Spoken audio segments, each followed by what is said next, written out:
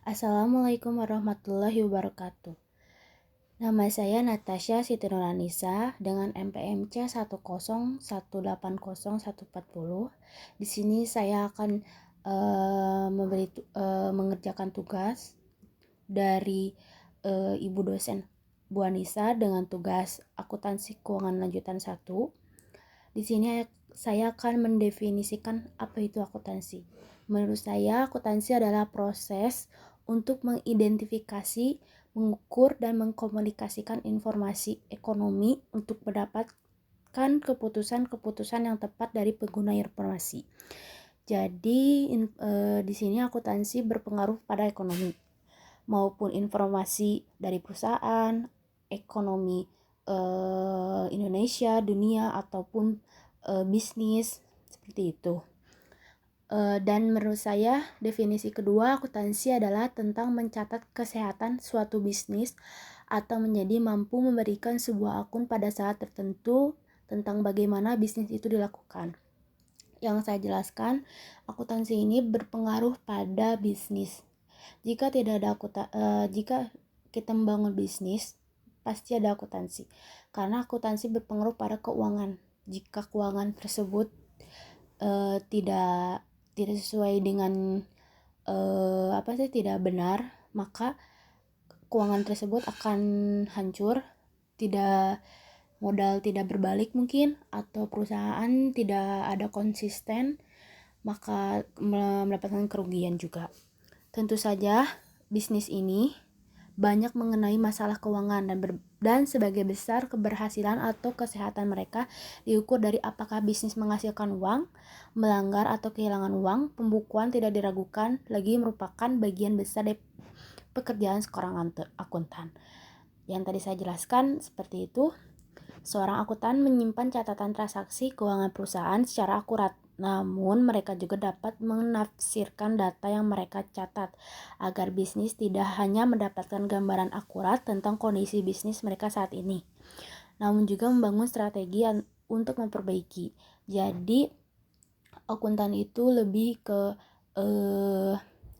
pengeluaran kita, pendapatan kita itu tahu dalam perusahaan gitu. Jadi membantu bisnis kita. Lalu di sini saya akan klasifikasi bidang akuntansi. Di sini ada lima. Pertama, harta, yaitu aset.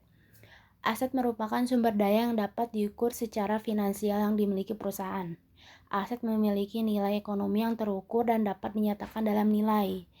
Jadi perusahaan pasti memiliki aset ya.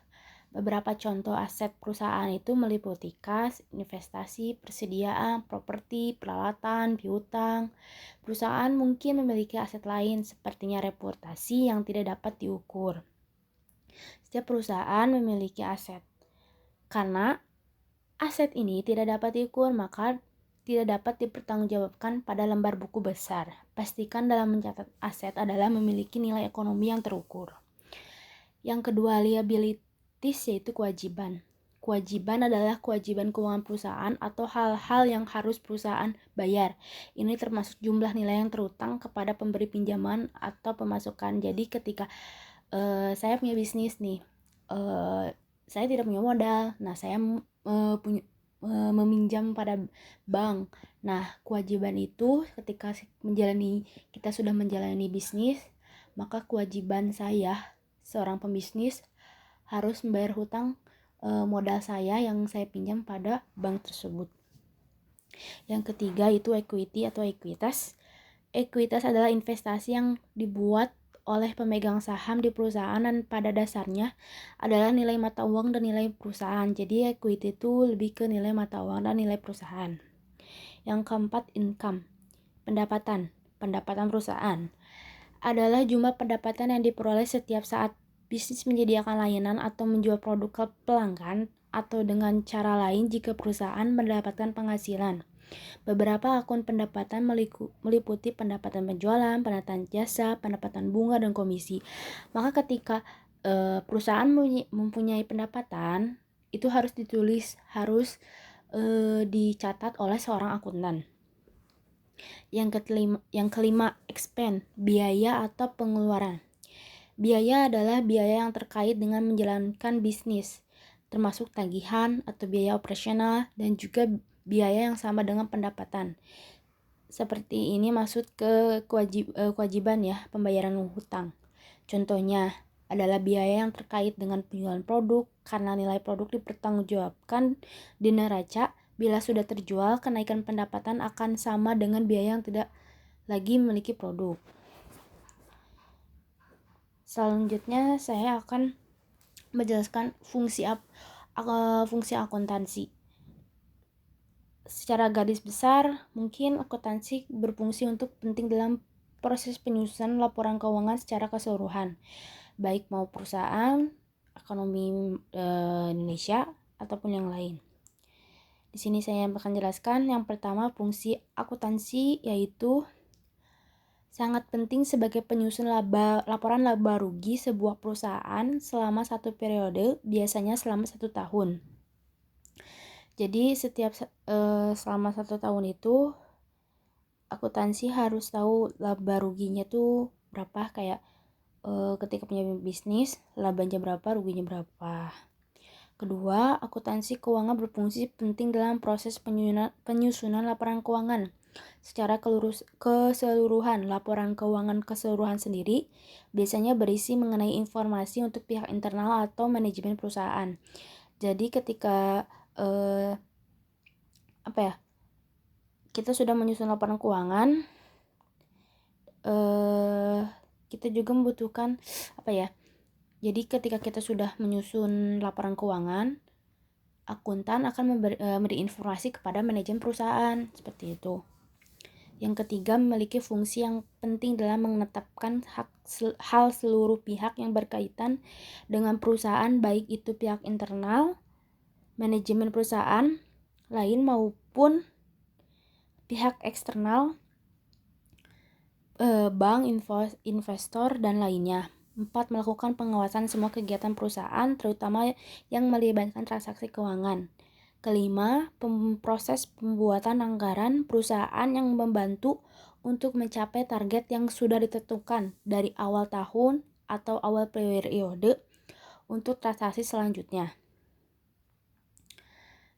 Yang keenam, penting dalam proses penyusunan laporan yang akurat, kita percaya mengenai aktiva, kewajiban modal atau harta yang dimiliki oleh perusahaan ada suatu periode yang biasanya 1 tahun. Jadi inti keseluruhannya seperti ini.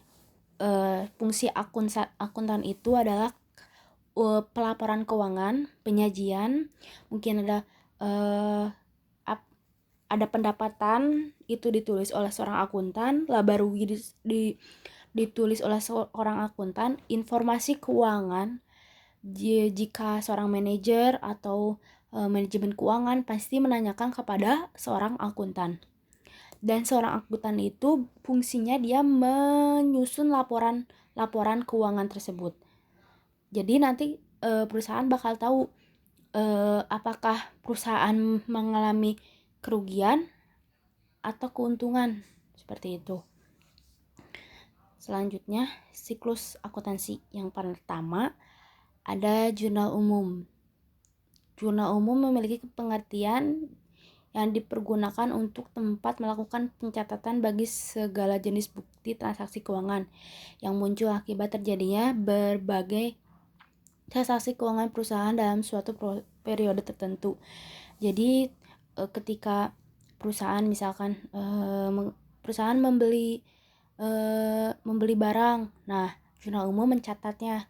Jadi misalkan perusahaan membeli peralatan masuk ke debit, kas keluar, seperti itu. Terus misalkan perusahaan beli aset di kas, aset di debit, kas di kredit, seperti itu. Jadi jurnal umum teh ketika ada pendapatan, terus pengeluaran, terus ada pemasukan, terus perusahaan membeli, itu jurnal umum yang mencatat semuanya.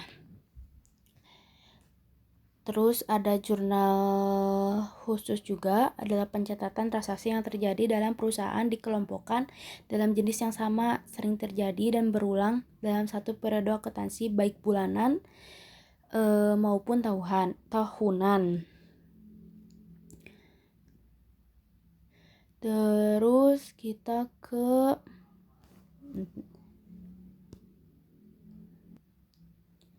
lalu apa sih yang pembuktian dari jurnal umum itu apa gitu? Yaitu bukti transaksi keuangan ketika perusahaan membeli barang atau jika ada si perusahaan lain memberi barang kita seperti itu. Nah, itu tuh bukti transaksinya itu harus ada harus ada itu buktinya. Jadi masuk ke jurnal umum, biasanya itu adalah nilai faktur, kwitansi, nota, memo, salah maaf. Nah, terus menentukan akun apa saja yang terpengaruh dengan transaksi terjadinya, menggolongkan dalam jenis harta, utang ataupun modal yang tadi saya jelaskan. Dan di sini juga jurnal umum tuh seperti ini apa namanya itu penambahan dan pengurangan perusahaan. Terus menentukan apakah ini masuknya ke debit atau ke kredit. Terus jurnal penyesuaian. Apa itu jurnal penyesuaian? Adalah jurnal akuntansi yang digunakan untuk melakukan proses penyesuaian terhadap pos atau transaksi tertentu dalam proses penyusunan laporan keuangan. Jadi contohnya seperti kayak kita mencatat transaksi sewa dibayar di muka, asuransi dibayar di muka, pendapatan diterima di muka, penyusunan aktivitas tetap. Jadi pokoknya jurnal penyesuaian biasanya di transaksi dibayar di muka. Ada kata dibayar di muka. Yang ketiga, jurnal penutup adalah jurnal yang dibuat pada akhir periode akuntansi untuk mentransfer saldo dari akun sementara ke akun permanen. Perusahaan menggunakan jurnal penutup untuk mengatur ulang saldo akun sementara. Akun menunjukkan saldo dalam periode akuntansi tunggal menjadi 0. Nih, terus ada langkah-langkahnya. Bagaimana sih jurnal penutup tuh? Langkah pertama, tutup semua akun pendapatan ke ringkasan penghasilan. Kedua, tutup semua akun pengeluaran dan ke ringkasan penghasilan. Yang ketiga, tutup ringkasan penghasilan ke akun modal yang sesuai. Yang keempat, tutup penarikan ke akun modal. Yang keempat, kita jelaskan jurnal pembalik. Apa itu jurnal pembalik? Jurnal ini berfungsi untuk membalikan jurnal penyesuaian demi tujuan untuk membentuk akun neraca. Jadi ketika kita sebelum membuat neraca saldo, pokoknya menjadi jurnal neraca, kita balik dulu ke jurnal penyesuaian. Jadi bersangkutan dengan jurnal penyesuaian. Akun yang membolehkan menerapkan jurnal pembalik itu tidak sembarangan ya. Yang pertama, akun beban yang masih harus dibayarkan. Yang kedua, beban yang khusus dibayar di muka. Akun pendapatan yang masih akan diterima perusahaan. Keempat, pendapatan diterima di awal. Kelima, beban pemakaian atas perlengkapan.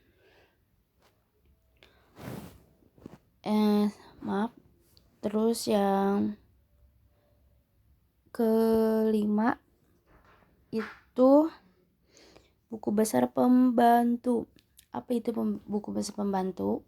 Merupakan buku besar khusus yang digunakan untuk mencatat akun tertentu serta perubahan-perubahannya secara rinci. Dengan kata lain, buku besar pembantu sebagai pelunasan buku besar umum.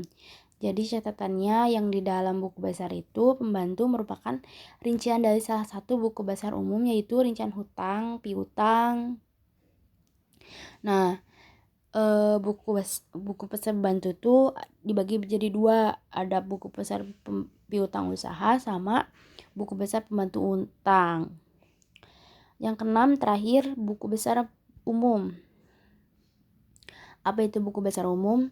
Merupakan buku besar yang mengumpulkan informasi dari jurnal. Setiap bulan semua jurnal dijumlahkan dan dipastikan ke buku besar. Oleh karena itu, tujuan buku besar ada mengatur merangkum masing-masing transaksi yang tercantum dalam semua jurnal. Jadi nanti ketahuan aset pendapatan, kas, terus piutang, utang, sewa dewan muka, segalanya beban itu terlihat jelas. Ada berapa sih selama sebulan ini pendapatan kita, pengeluaran kita, seperti itu. Selanjutnya kita ke jenis-jenis laporan keuangan dan komponennya. Yang pertama, laba rugi. Laporan laba rugi adalah bagian dari laporan keuangan atau perusahaan yang dihasilkan pada suatu periode akuntansi yang menjabarkan unsur-unsur pendapatan dan beban perusahaan sehingga menghasilkan satu laba rugi bersih. Dalam laporan laba rugi, kita dapat mengetahui beberapa unsur, yaitu ada pendapatan, revenues, beban expense, ketiga keuntungan profit, selanjutnya kerugian loss. Terus kedua, laporan perubahan. Laporan perubahan modal atau ekuitas merupakan salah satu laporan keuangan yang dibuat oleh perusahaan yang menunjukkan perubahan, peningkatan atau penurunan aktiva bersih atau kekayaan selama periode tertentu. Jadi unsur-unsurnya laporan perubahan itu ada modal awal, laba rugi, penambahan modal. Yang ketiga, laporan neraca. Laporan neraca adalah suatu proses sistematis tentang aktiva, utang, dan modal sendiri dari suatu perusahaan pada tanggal tertentu. Selanjutnya, ini laporan neraca memiliki 3 unsur, ada aset, liabilities, ekuitas. Jika mencari ekuitas itu seperti ini. Aset sama dengan liabilities ditambah ekuitas. Keempat, laporan arus kas. Apa itu laporan arus kas? Adalah suatu laporan keuntungan berisikan pengaruh kas dari kegiatan operasi, kegiatan transaksi investasi, dan kegiatan transaksi pembiayaan atau pendanaan serta kenaikan atau penurunan bersih dalam kas suatu perusahaan selama satu periode. Nah, laporan arus kas itu memiliki elemen, yaitu arus kas dari kegiatan usaha, kedua arus kas dari kegiatan investasi, terus ketiga arus kas kegiatan pendapatan. Nah, ini saya ini adalah contoh gambaran penjelasan setiap laporan keuangan. Yang pertama tadi saya jelaskan neraca. Neraca kan ada kas, bank, piutang dagang, pentersediaan, biaya dibayar di muka, investasi jangka panjang. Contohnya seperti ini. Lalu selanjutnya laba rugi. Ada pendapatan, penjualan. Ini laba ruginya. Dilihat ya. Seperti ini contohnya.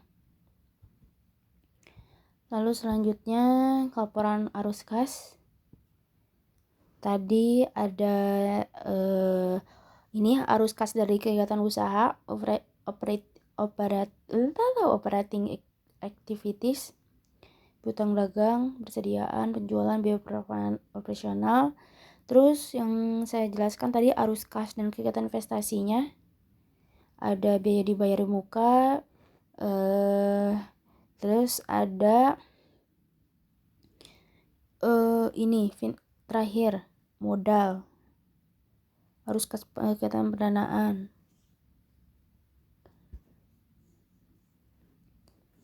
Hubungan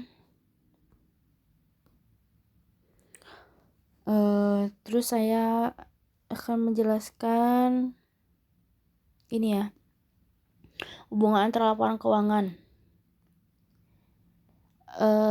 Sebelum saya menjelaskan ini, sebelumnya saya akan menyajikan elemen-elemen persamaan akuntansi di laporan keuangan.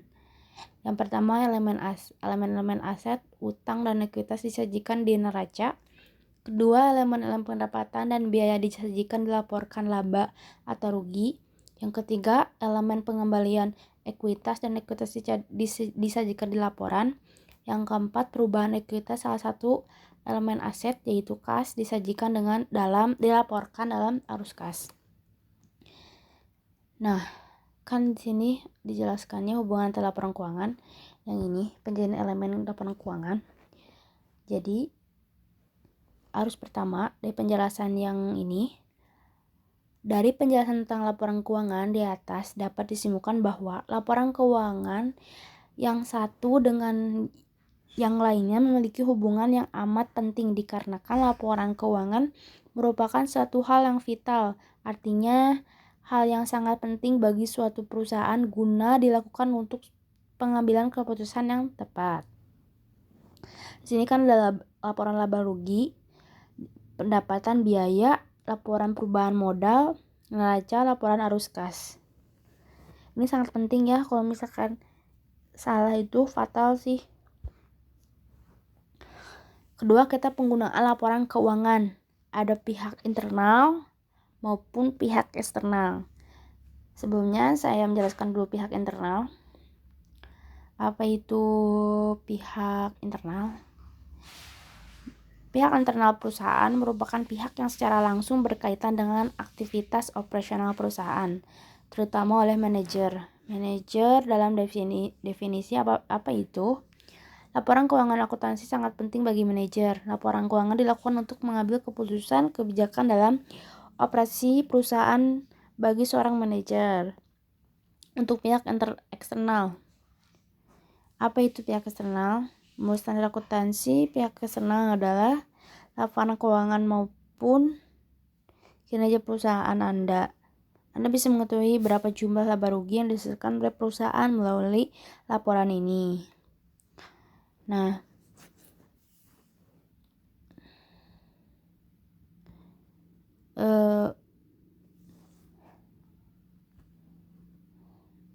maaf.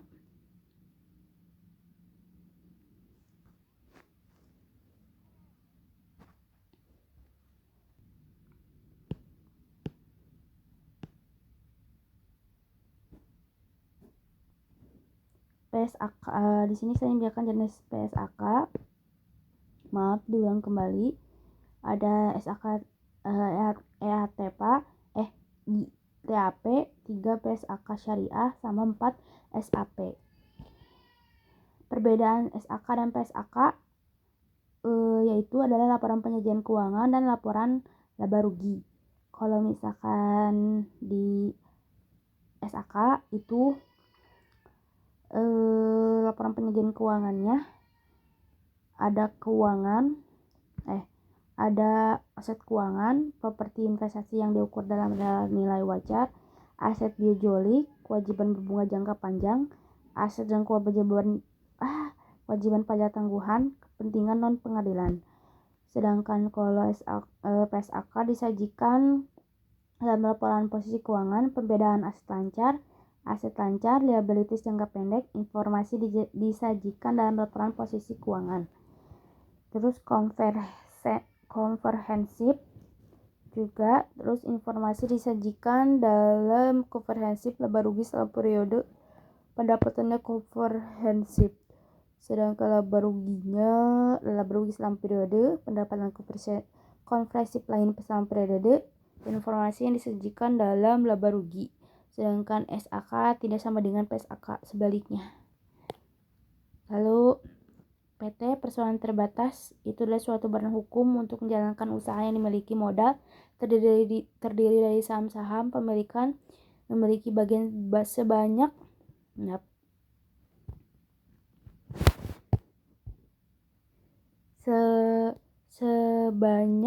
saham yang dimilikinya. Persekutuan dalam akuntansi pemerintah bervariasi antara negara dan untuk tujuan anggaran ini juga digunakan untuk pelaporan keuangan oleh bisnis dan organisasi lain. Perseorangan perusahaan yang dikelola dan diawasi oleh satu orang di mana pengelola perusahaan memperoleh seluruh keuntungan perusahaan, tapi ia juga menanggung seluruh resiko timbul dalam kegiatan perusahaan. Pembentukan pembubaran badan usaha dan likuidasi badan usaha.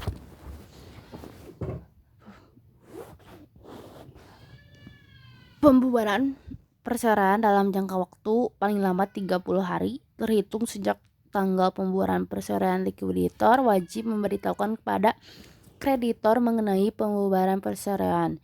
Pengumuman pembubaran perceraian dilakukan dengan cara diumumkan dalam suatu kabar dan berita Republik Indonesia pada pasal 147 ayat 2 UU PT.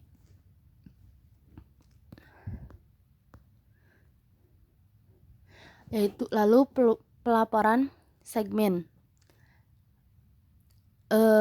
Melaporkan informasi segmen itu khusus diharuskan untuk tiap segmen dilaporkan dijelaskan dalam PSAK 5 dalam pelaporan segmen. Hal berikut diungkapkan untuk setiap segmen ditentukan akan dilaporkan terpisah, yaitu informasi umum, yaitu informasi harus menggunakan tentang bagaimana perusahaan mengidentifikasi setiap segmen yang dilaporkan secara terpisah. B. Jenis produk atau jasa setiap segmen dilaporkan memperoleh pendapatan. Kedua, jumlah untuk setiap segmen dilaporkan terpisah. Ketiga, ukuran laba atau segmen. Keempat, aset dan kewajiban segmen. Kelima, rekonsiliasi total konsolidasi. Itu saja yang saya jelaskan. Mungkin maaf bila ada perkataan yang salah atau tidak paham. Mohon maaf jika terlalu cepat juga. Natasha saya undur, maaf sekali lagi jika ada kesalahan. Assalamualaikum warahmatullahi wabarakatuh.